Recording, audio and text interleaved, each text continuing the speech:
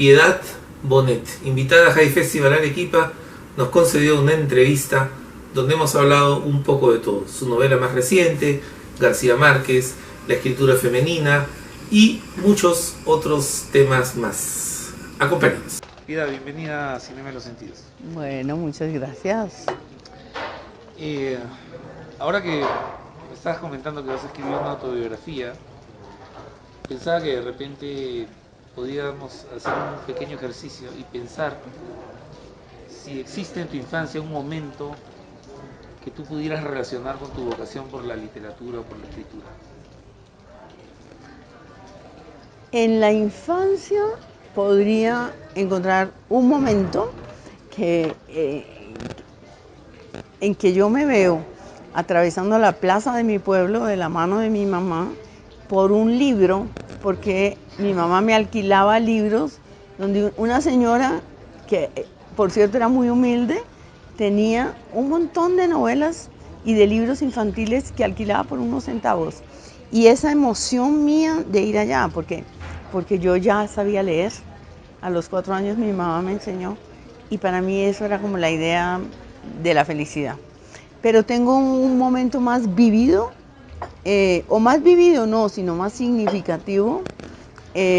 Cuando tenía unos 15 años, estaba en la pequeña biblioteca de mi casa en Bogotá, y yo estaba leyendo Crimen y Castigo, y había caído una de esas lluvias bogotanas que deja luego la atmósfera como con un color plateado, ¿sí? Que se refleja en el piso, y de pronto yo alcé la cabeza después de estar leyendo mucho rato y totalmente embebida con ese mundo de Dostoyevsky, y miré hacia afuera y vi esa luminosidad y sentí como una revelación y dije, esto es lo que yo quiero ser escritora. Como una epifanía, digamos. Una epifanía absoluta.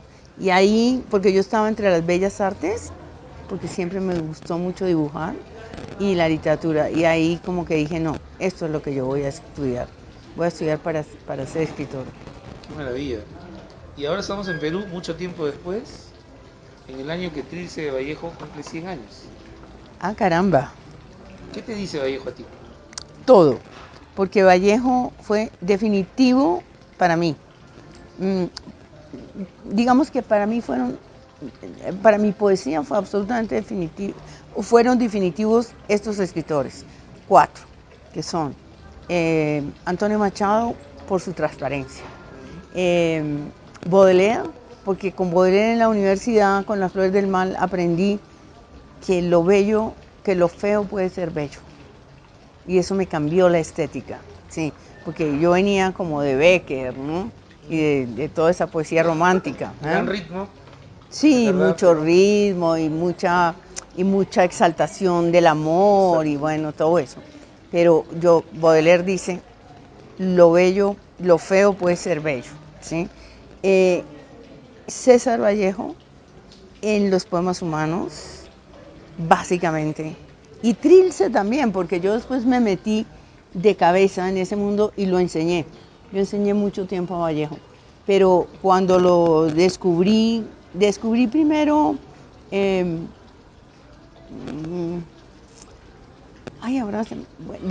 los primeros poemas, este poema sobre el dolor, ¿no? Y encontré que eso era lo mismo que yo, digamos, quería decir. Pero ya cuando llegué a los poemas humanos y vi cómo trataba el lenguaje, entonces mi lenguaje se contagió del lenguaje de Vallejo. Y el otro autor fue Neruda, que es un escritor de mi generación, ¿no? Todos leíamos a Neruda, pero hasta cierto punto, ¿no? sí, pero Residencia en la Tierra. Claro, cuando leí Residencia en la Tierra, yo dije, bueno, porque es como hermano de Vallejo. Exacto.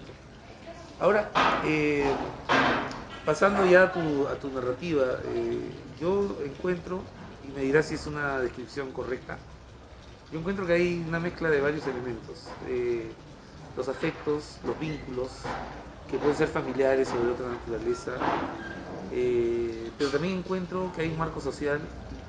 Encuentro que en ese marco social hay dolores, hay angustias, hay conflictos muy pronunciados. ¿Te parece correcta esa mirada sobre Sí, tus novelas? sí. Lo primero, que desde que empecé a escribir me interesó mucho el mundo de lo familiar, Ajá. el mundo del origen familiar y de lo que le debemos a ese mundo de, de dolores y de...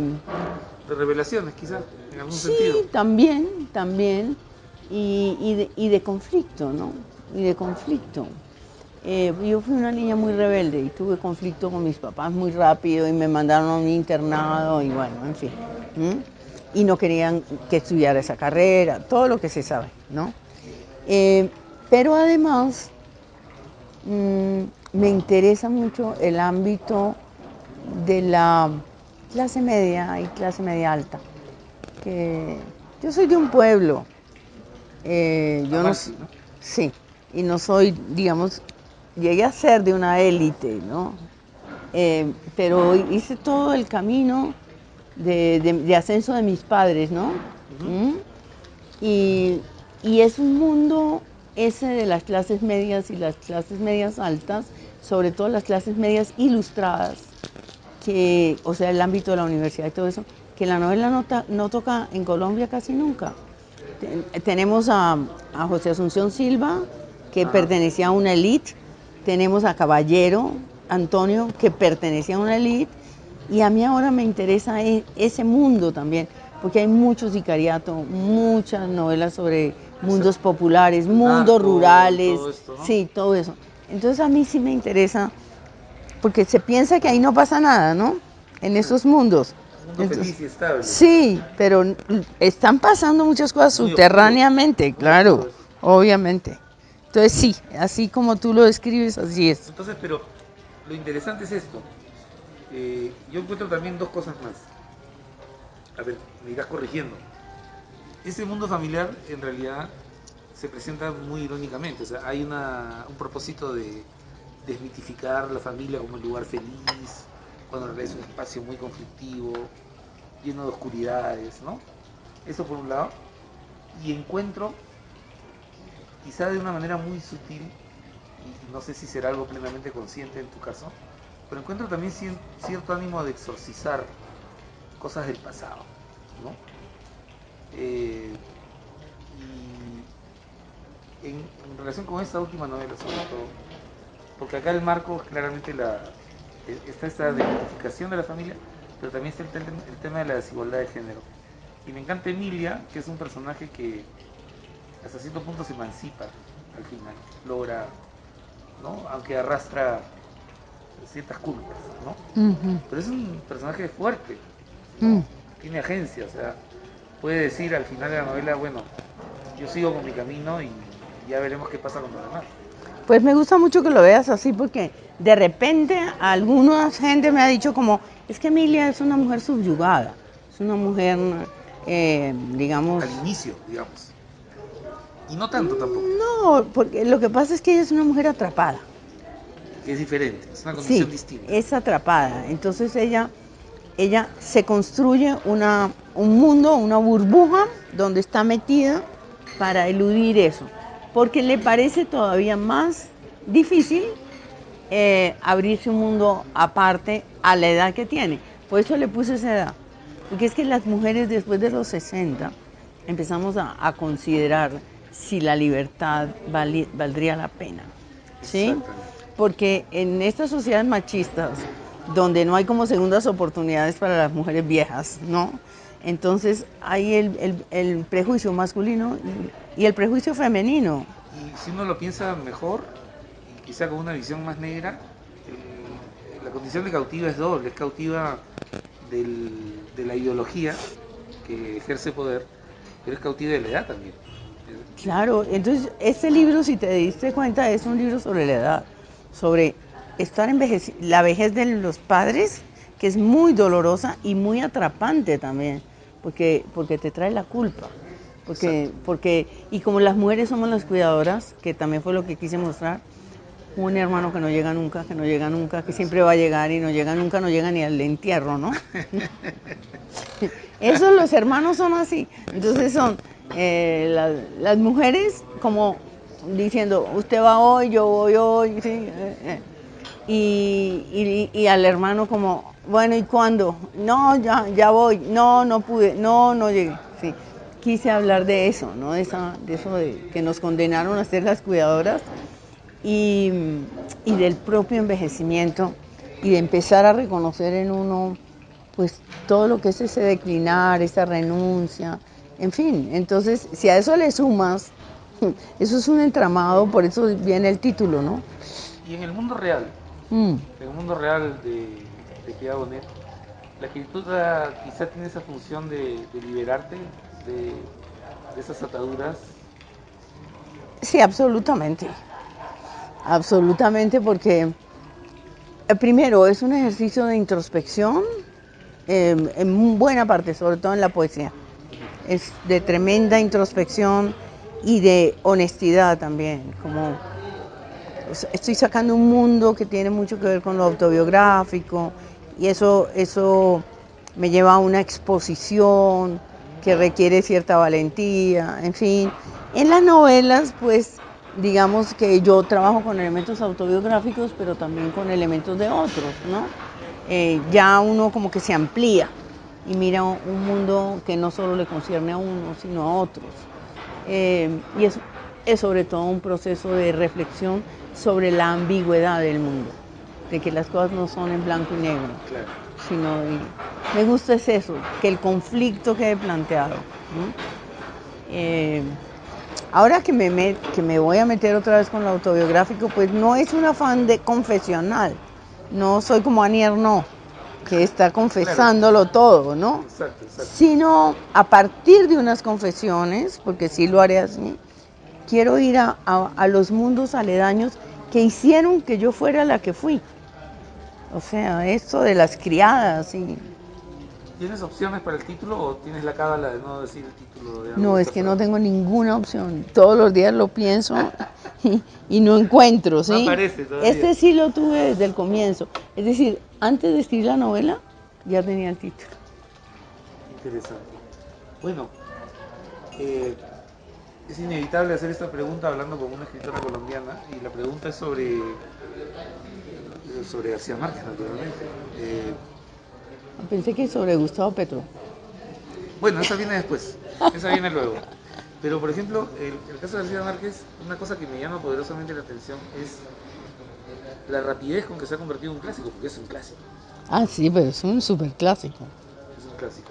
La relación tuya como lectora, imagino pasa por la admiración, pero ¿hay algún sentido crítico también hacia el Sí, escritor?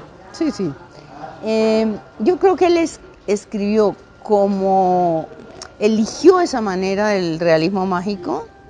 También tiene otras facetas, no lo vamos a reducir al Exacto. realismo mágico, ¿no? O sea, pero es que nos dio unas lecciones de escritura en el momento preciso, porque eso venía de antes, de Alejo Carpentier, de Ajá, Miguel Ángel exacto. Asturias, de Rulfo. Pero él, para mostrar ese mundo caribe, escogió el lenguaje perfecto.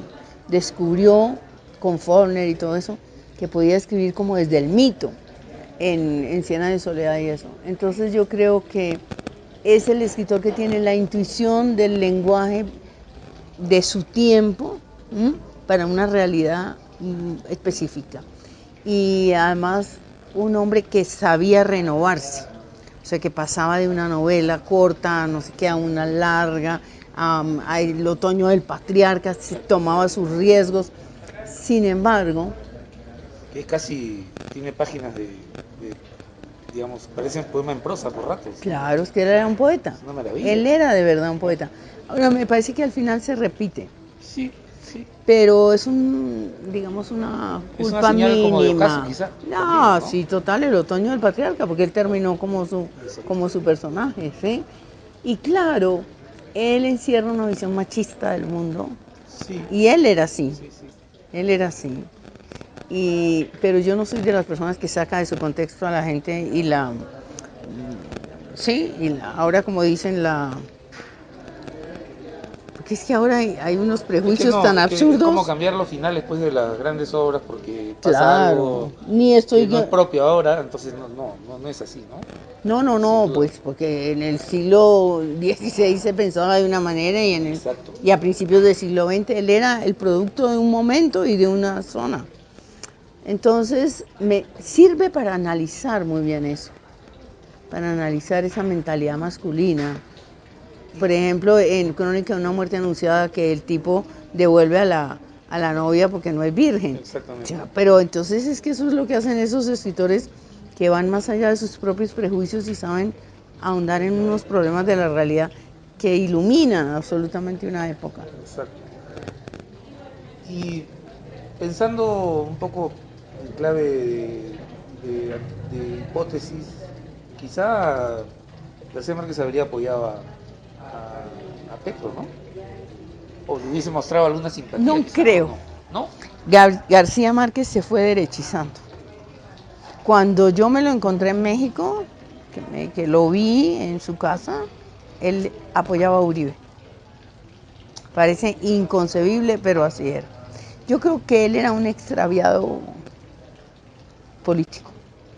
Y como era un mundo, él se guiaba en el mundo por los afectos, Y pero quizás además era implicaba un... su relación con Fidel entonces, una relación afectiva, La, total. por eso él nunca se distanció de Fidel, Claro. porque la relación era, la amistad podía sobre la crítica, ¿sí? Sobre el pensamiento crítico. Y yo hasta entiendo eso, Claro. Bueno, yo hasta entiendo eso, ¿sí? Pero que le haya gustado Uribe en cierto momento, yo creo, ahí sí tendría que decir, que García Márquez tenía un cierto deslumbramiento por el poder. sí, es probable, es posible. Claro. Sí, Cenaba con Clinton, en fin. exacto. El día que yo fui a su casa, el día anterior había comido con Kissinger y estaba se jactaba de eso, ¿sí? Entonces tenía una ingenuidad provinciana Increíble, que increíble. nunca superó, digamos. Bueno, fíjate, el tiempo es un patriarca también y yo que te quiero agradecer tu tiempo, tu palabra.